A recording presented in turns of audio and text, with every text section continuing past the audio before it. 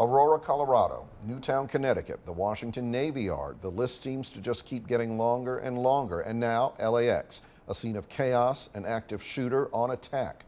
It can be unnerving for people to think that they could become targets while simply living their lives. So, how should people process this new normal? Joining us now is Cindy Crane of Crane Counseling in Bethesda. Thanks for coming in to talk about this tonight. Yeah, thank you for having me. My first question stems from what I just said. Is this a new normal that we do have to somehow get ourselves used to? Apparently, it seems to be every week or every other week we're seeing another shooting in the news, and I don't know how we get used to it, but it's happening, isn't it? Yeah, it is. And I don't know if you saw earlier in the broadcast, we had a soundbite from a young man at Reagan National Airport, so he was not at LAX, and he said, you know, I'm kind of on alert all the time now because you keep hearing about these things. Is that a stressful way to live? Absolutely. I'm stressed by it. I live in this town. I've been through all of these different alerts. I think it's important for us to notice as a community just that we need to look out for each other. Literally, if we see something, we should say something. Don't assume the next guy's going to do something. But you also have to live your life. And if you are always in fear mode, then we're not doing that. Because fear actually, it affects you physiologically, right? Absolutely, and it's even more true if you have additional stressors on you, whether it's your job or even you've been exposed to another kind of trauma that's similar to this. It's important to limit your exposure to other stressors as well, particularly around an acute situation like this. I've asked you this question before about other events. An event like this, I told you I have a 10-year-old child.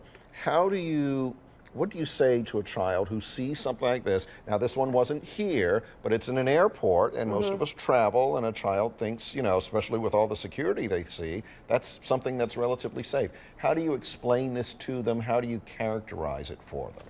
I think you want to make sure that it is age specific. So for kids who are sort of younger than second grade, you really don't want to talk about it. They're probably not going to understand. But for kids that are in elementary school, you want to make sure that they understand this didn't happen here, that we're safe, that you're safe, and that measures have been taken as a result of this situation. Middle school kids, you ask them what they've heard. You have a little more dialogue about it. And don't try to put ideas, sort of assume what they're thinking. Listen to what they have to ask. And for high school age kids, I would say it'd be really important to open the dialogue and find out like broader issues, what they think of the situation and sort of what they understand about their present sense of safety. If just a normal, everyday person, an adult or a younger person, feels like from being exposed to all of this, it is impacting them in some way, should they reach out for help? What should they do?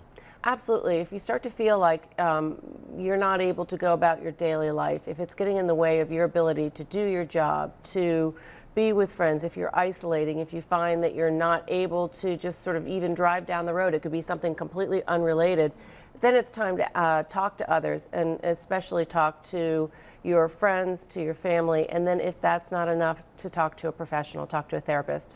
All right, Cindy Crane, we thank you for coming in to talk about this. We do Thanks for having me. All righty.